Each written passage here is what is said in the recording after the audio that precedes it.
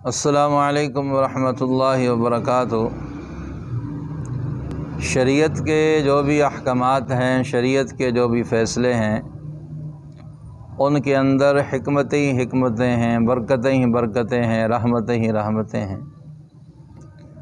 اللہ رب العزت نے جو ہر وارث کا حصہ وراثت میں مقرر فرمایا ہے، اور آج کے اس کلپ میں بچیوں کی وراثت کے حوالے سے گفتگو ہوگی کہ اللہ پاک نے جو بیٹی کا، جو بہنوں کا حصہ وراثت میں مقرر کیا ہے، اگر اس کی ادائیگی ہمارے معاشرے میں ہو جائے تو ہر بچی، ہر بہن اپنے سسرال میں جا کر خوشی اور خرم زندگی گزار سکتی ہے۔ ایک تو ہم بچیوں کو وراثت میں سے حصہ نہیں دیتے، اب سسرال والے اگر کوئی اچھے اخلاق کے مالک ہوں تو زندگی اچھی گزر جاتی ہے، اگر بد اخلاق ہوں اور اوپر سے بد نصیبی یا بے شرمی کے جہیز بھی نہ دیا جائے تو بچی کی زندگی عذاب بن جاتی ہے۔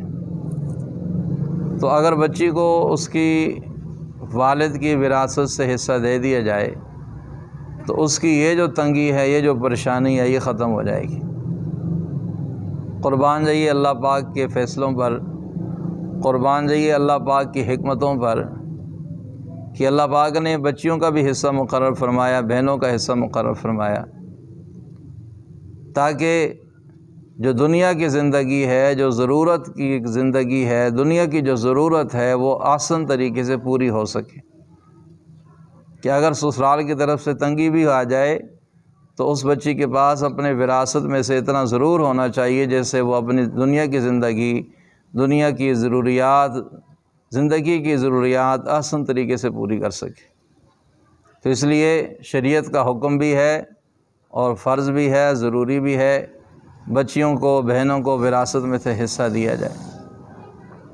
یہ جو ٹرینڈ چل پڑا ہے کہ بھائی وراثت سے بہنوں کو نکال دیتے ہیں، یہ کہتے ہیں جی ہمیں بہنوں نے معاف کر دیا۔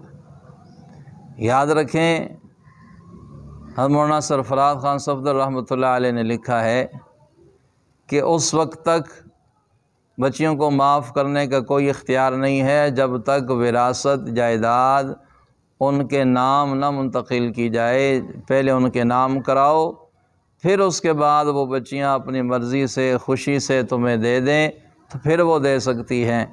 ایک چیز ان کے اختیار میں نہیں، ان کی ملکیت میں نہیں، وہ کس طرح وہ بھائیوں کو دے سکتی ہیں؟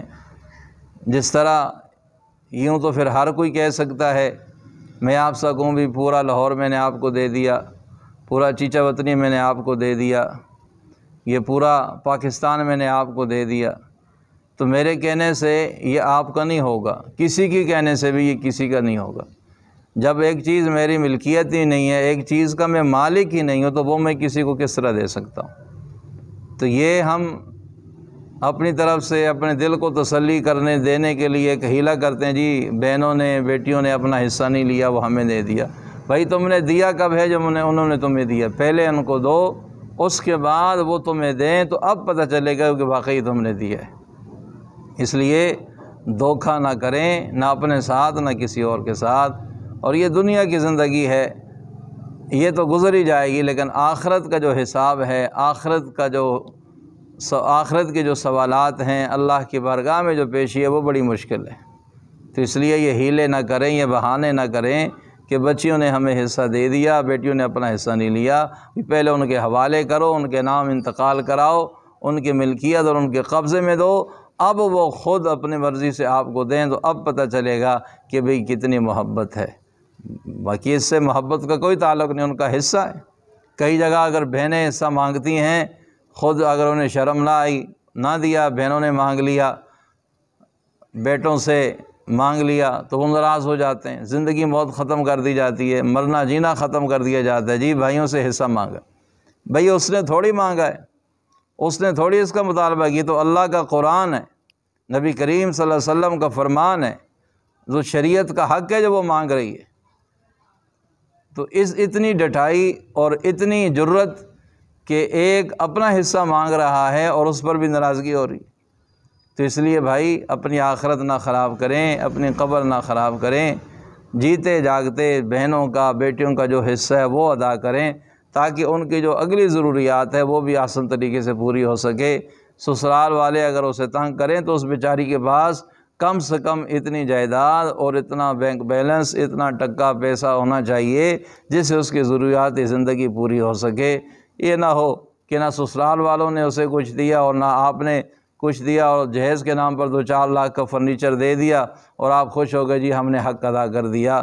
قطعاً یہ حق ادا نہیں ہوتا، ان کا جو حصہ بنتا ہے ان کو دیں، اور اس کے بعد وہ اپنی مرضی سے اگر آپ کو واپس کرتی ہیں یا نہیں کرتی، نہ بھی کرے تو ان کا حق ہے، اور نہ ہی ان سے کوئی مطالبہ کیا جائے، نہ ان کے پیچھے پیچھے انہیں ترغیب دی جائے بھی بیٹا اپنا حصہ ہمیں دے دو، ایسی بات نہیں۔ یہ مرد کی شان کے خلاف ہے۔ اللہ پاک ہم سب کو شریعت سمجھنے کی اور عمل کرنے کی توفیق عطا فرمائے۔